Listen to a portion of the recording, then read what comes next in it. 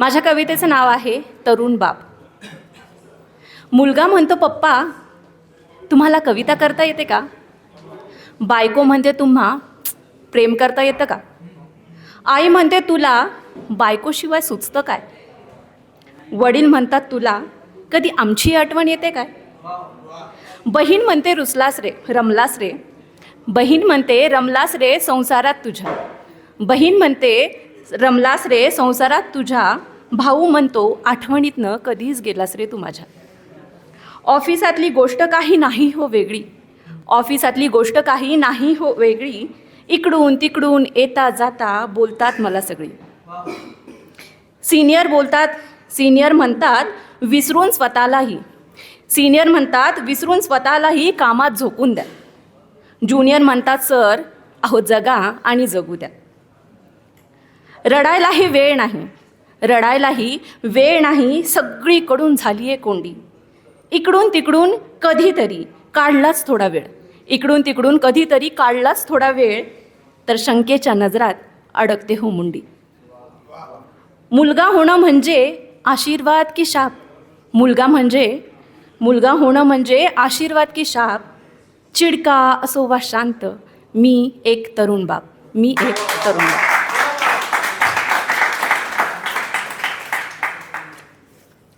आता वडिलांवर केली आहे तर आईवरती पण.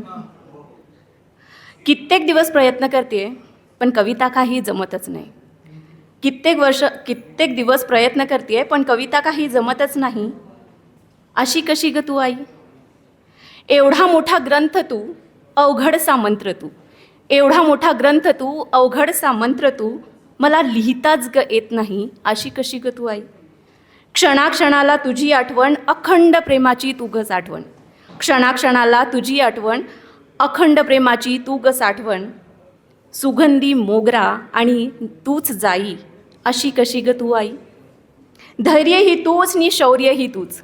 धैर्य ही तूच नि शौर्य ही तूच. तुझ्याशिवाय माझे अश्रूही पुसले जात नाही. अशी कशी ग तू आई? तिन्ही लोकांची स्वामिनी, तिन्ही लोकांची स्वामिनी, कडकडणारी दामिनी. वर्षा ही तूच, शब्दात तुला मांडता येणारच नाही.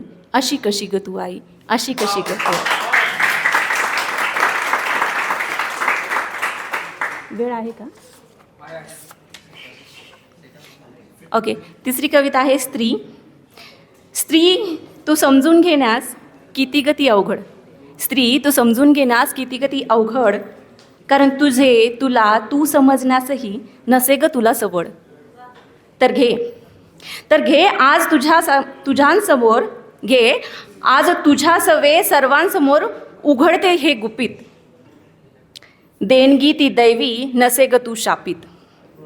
तू अग्नी तू वर्षा तू नैराश्य तू हर्षा. तू अग्नी तू वर्षा तू नैराश्य तू हर्षा. तू प्रेम तू इच्छा तू बंदिस्त तू स्वेच्छा. तू मोह तू मोक्ष. तू मोह तू मोक्ष. गुणादुर्गुणांची साक्ष. अखंड शक्तीची मालिनी नसे कोणाची भक्ष. प्रत्येक गुण अवगुणांनी एक एक माणूस बनतो. तू मात्र स्वतःची स्वामिनी, म्हणून तो तुला घाबरतो.